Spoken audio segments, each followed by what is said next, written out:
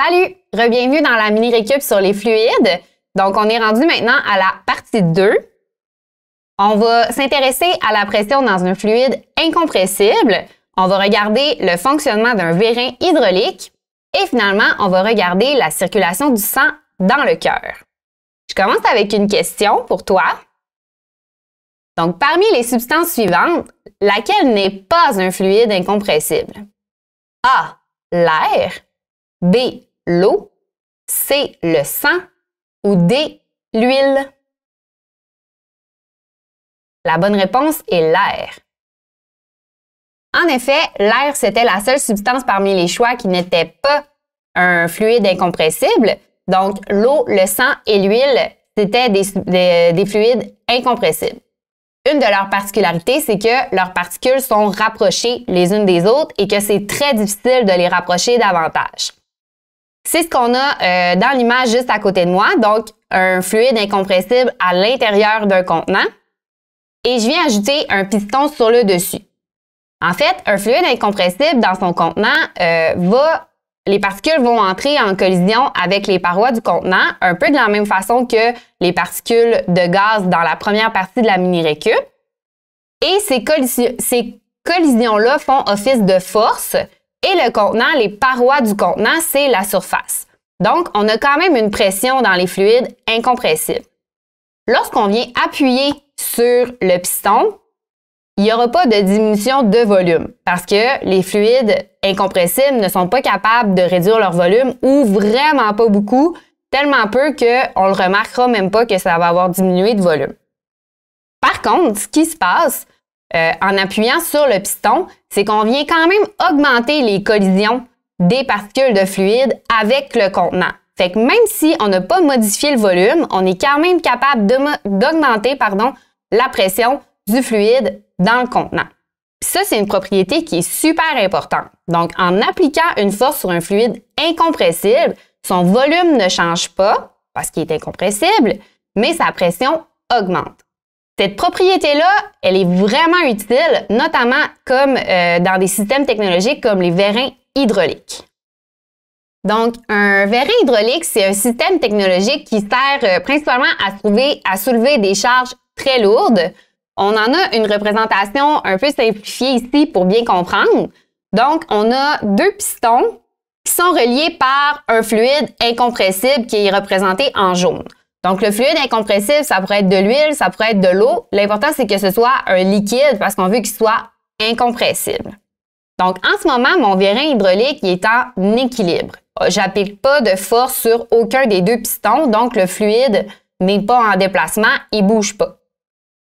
Si on vient pousser sur un des deux pistons, ça va pas faire changer le volume parce que c'est un fluide incompressible, mais ça vient quand même augmenter la pression partout dans le fluide. Donc, ça vient augmenter la pression aussi sur ce piston-là. Et ce qui se produit, c'est un déplacement du fluide et ce piston-là, celui qui monte dans les airs, c'est celui qui pourrait soulever la voiture. Donc, ce qui est important à se rappeler, c'est que un fluide incompressible, ça ne réduit pas son volume, mais il peut quand même se déplacer grâce à des variations de pression. C'est ce qui se passe entre autres avec le sang qui circule dans notre cœur. Donc, c'est un fluide incompressible et il se déplace avec des variations de pression. Avant d'aller plus loin avec le cœur, je commence avec une petite question pour toi. Donc, de quelle partie du cœur s'agit-il? Est-ce que c'est A, les oreillettes ou B, les ventricules? La bonne réponse est A, les oreillettes. Donc, le cœur, c'est un muscle qui est creux puis qui a 4 compartiments. On a en haut les deux oreillettes et en bas les deux ventricules. Donc, oreillette droite, oreillette gauche, ventricule droit et ventricule gauche. Les oreillettes vont se remplir avec les veines caves supérieures et inférieures pour l'oreillette droite et les veines pulmonaires pour l'oreillette gauche. Ensuite, le sang va s'en aller dans les ventricules, puis le sang va être expulsé du cœur en sortant du ventricule gauche par l'aorte et en sortant du ventricule droit par le tronc pulmonaire. Donc, tous ces déplacements-là de sang, ils se font pas magiquement, là. Dans le fond, ils sont vraiment causés par des variations de pression à l'intérieur du cœur et ça fait déplacer le sang. Je vais avec une question pour toi. D'après toi, quel énoncé décrit correctement la pression du sang dans le cœur? A. Lorsque les oreillettes se remplissent, la pression du sang est plus faible dans les oreillettes que dans les ventricules. Ou B. Lorsque les oreillettes se remplissent, la pression du sang est plus grande dans les oreillettes que dans les ventricules. La bonne réponse, c'est B. La pression dans les oreillettes est plus grande que dans les ventricules. Donc, la pression est plus élevée dans les oreillettes que dans les ventricules parce que c'est dans les oreillettes que le sang arrive au cœur. Donc, en arrivant par les veines caves supérieures et inférieures, ainsi que les veines pulmonaires, les oreillettes se remplissent de sang. Ce sang-là va venir pousser sur la paroi des oreillettes et ça va faire augmenter la pression dans les oreillettes. À ce moment-là, la pression est plus élevée que dans les ventricules. Vu que le sang a tendance à se déplacer d'un endroit où la pression est plus élevée vers un endroit où la pression est plus faible, le sang va ensuite descendre dans les ventricules. Tu as peut-être remarqué qu'entre l'oreillette et le ventricule, il y a une petite structure. Ça ressemble un peu à une porte ouverte. En fait, c'est une valve. Puis cette valve-là, elle va s'ouvrir avec la pression du sang qui est dans les oreillettes. Ça va venir pousser sur la valve et ça la force à s'ouvrir pour que le sang rejoigne les ventricules. Cette porte-là, elle peut s'ouvrir dans un seul sens. Donc, ça empêche que le sang puisse remonter vers les oreillettes, ce qui serait vraiment pas efficace. Donc là, on s'est intéressé à comment le sang passe des oreillettes aux ventricules. Maintenant, on va regarder comment le sang est expulsé des ventricules. Donc, ça m'amène à te poser la prochaine question. Quel énoncé décrit correctement la pression du sang dans les ventricules du cœur? A. Lorsque les ventricules se contractent, la pression du sang augmente. B. Lorsque les ventricules se contractent, la pression du sang diminue. La bonne réponse est A. La pression du sang augmente. Donc, quand les ventricules se contractent, la pression du sang à l'intérieur augmente. En fait, les ventricules, ça agit comme des contenants qui sont presque fermés à 100%, sauf pour deux petites valves. Donc, ils ont une valve chacun qui sont capables de s'ouvrir et se fermer en fonction de la pression. Donc, lorsque le cœur est au repos, ces valves-là sont fermées. Mais quand le cœur se contracte, elles vont s'ouvrir. En fait, ça fonctionne un peu comme ma bouteille d'eau que j'ai ici. Donc, la bouteille, c'est le ventricule et le bouchon, c'est la valve. Donc, si j'ai une bouteille qui est pleine d'eau, si je fais juste la virer à l'envers comme ça, la pression de l'eau n'est pas suffisante pour forcer l'ouverture de la valve.